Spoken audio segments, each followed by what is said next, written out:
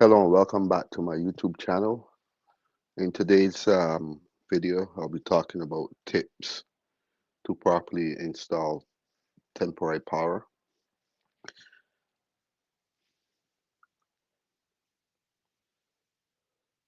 So a lot of people get confused or sometimes they don't understand that with temporary power, you still have to have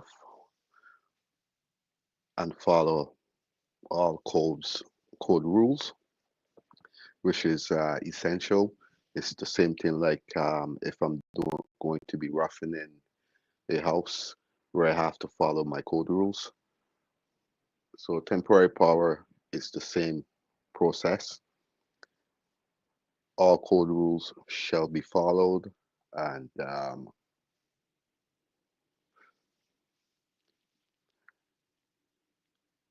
everything should be up to code. Meaning, when I say up to code, I simply mean that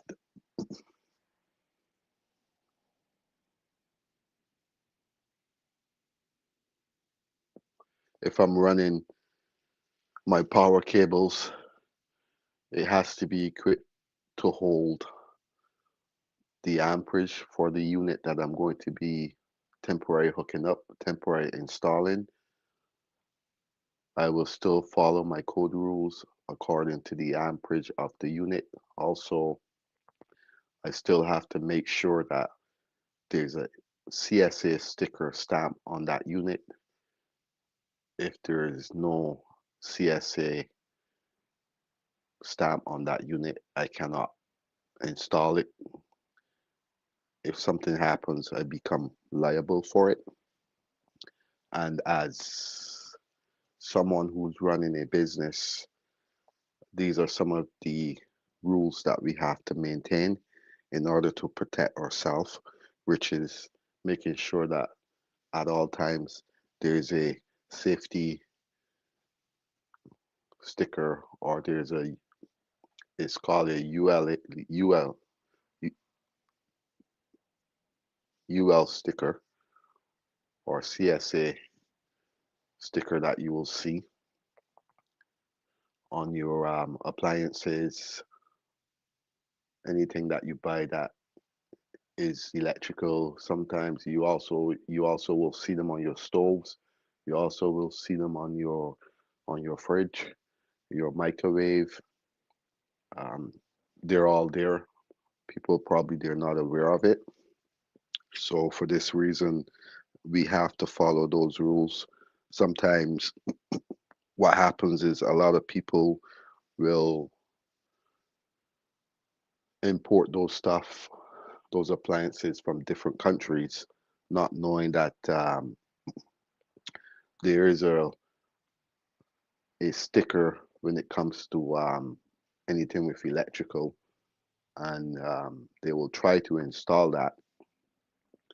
But the inspectors obviously they've seen these things and they know what they look like, they know what they're looking for, and they can point out what is not approved, basically approved to be installed in Canada, and they will end up giving you a defect and have you correct it. So sometimes, most of the time, we have to end up telling the homeowner, or if we are working for another contractor who has subbed the job out to us, we have to end up telling these guys and the homeowners that, hey, you need to have some kind of sticker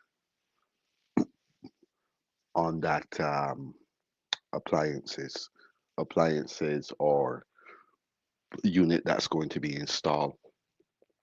And most of the time, what happens is these guys, if they go and they purchase it and you haven't given them that information, obviously they're going to be upset because most of the time they do not know about these rules.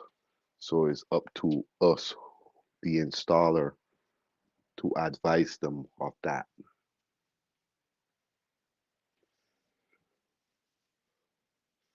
So that's one of my tips for a couple of my tips for when it comes to temporary power. Looking for the label. The label is not just the label is important also along with running your conduit, running some type of approval.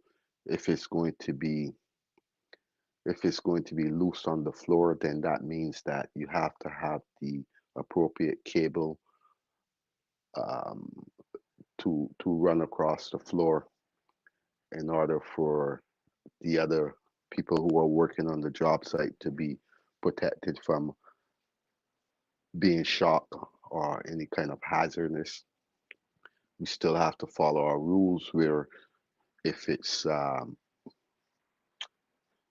if it's a straight connect, it has to be inside of a box. If it's a plug-in, same thing. We have to use a box to make it work. We cannot just connect stuff um, without having a box. So it's very important. That's another tip that I would say is vital. Also, um, when running temporary power, we try to find the quickest path and the easiest route to run our cable because why I say that is just temporary power. It's not nothing that's going to be there for months on months, depending on the stage of the project. If the project's just starting, then it's different. Um,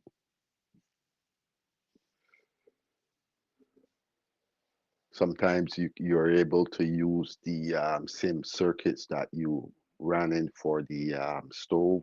If it's a 40 amp heater, you can obviously power up that line to provide them heat. You can take the if there's an elevator shaft, you can drop your conduit for temporary service down that elevator shaft. Just making sure that just make sure that you know when the elevator is going to be installed because after that now it becomes you have to remove that cable and still turn around and rehook it up. So it's like double the trouble, double the work that you're doing to yourself. So it's not really worth it. I would say to plan your route out, take the quickest route.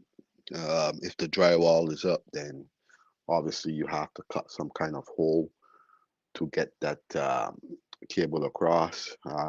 Also, make sure the cable is hanged up appropriately going across the wall.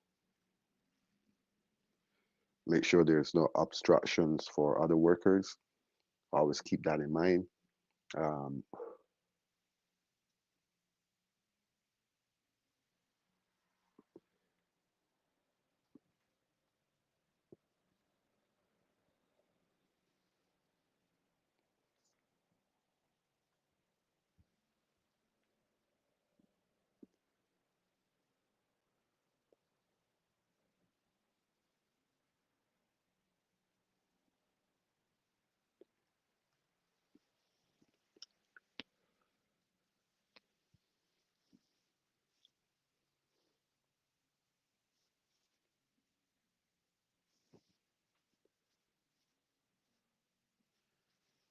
Also, always make sure that your breaker is sized correctly, um, meaning that make sure you know which how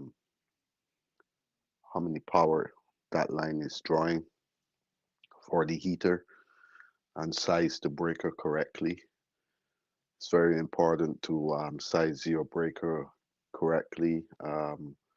Never size a breaker below your amperage that's required. You're asking for big problems.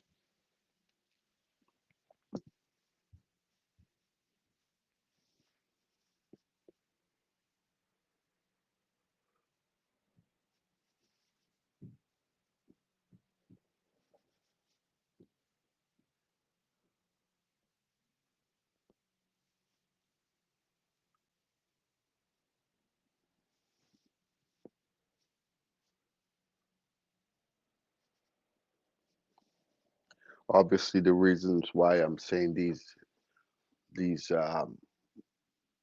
reason why I'm discussing what I'm discussing today is because just because it's temporary power doesn't mean that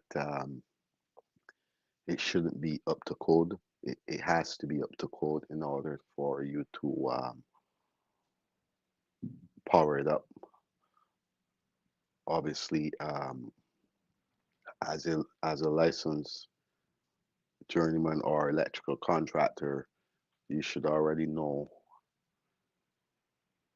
how to go about making stuff safe and providing temporary power in a smart and efficient way so that the people can have the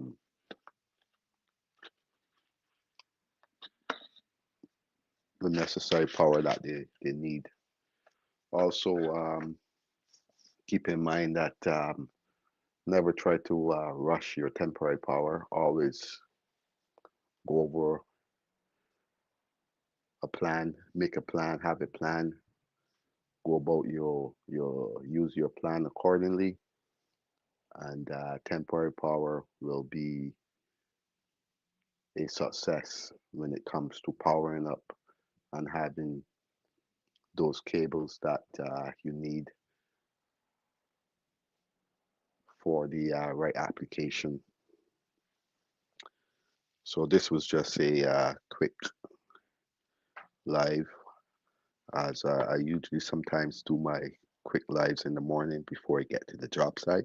So this was just a quick live, and again, thank you all for subscribing to the channel. And who hasn't subscribed, you can go ahead and hit that notification button. Make sure you turn it to all. You can also like and share and leave a comment in the comment section. And I will catch you guys on the next video. And I'd like to give a shout out to Trill. Hold it down. See you soon.